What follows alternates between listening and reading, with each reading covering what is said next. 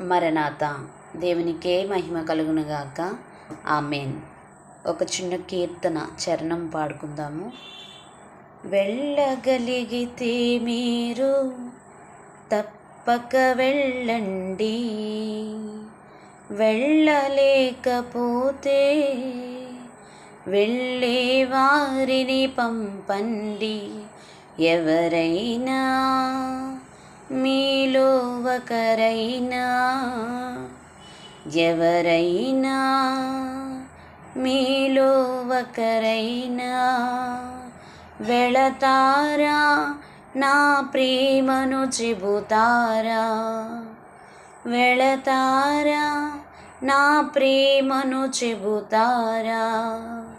నా పేరే తెలియని ప్రజలు ఎందరో ఉన్నారు, నా ప్రేమను వారికి ప్రకటింప కొందరే ఉన్నారు. దేవునికి స్తోత్రం. హల్లెలూయా.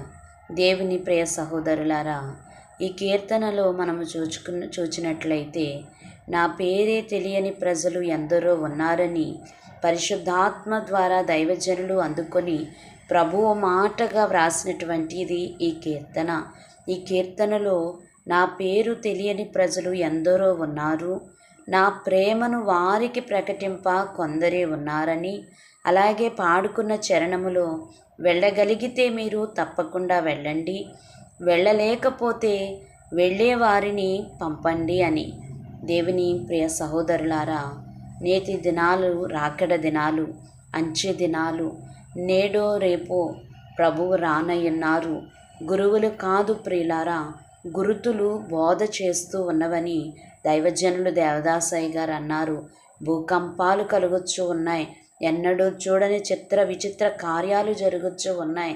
గనుక మనము చూచినట్లయితే ప్రభువు అతి సమీపముగా ఉన్నారు, రానయ్యున్నారు. గనుక ప్రతి వారు కూడా ప్రభువు నామమున నమ్మి బాప్తిస్మం పొందవలసిన వారై ఉన్నారు. మరి ఎవరి వలన రక్షణ, విడుదల, విమోచన లేదు.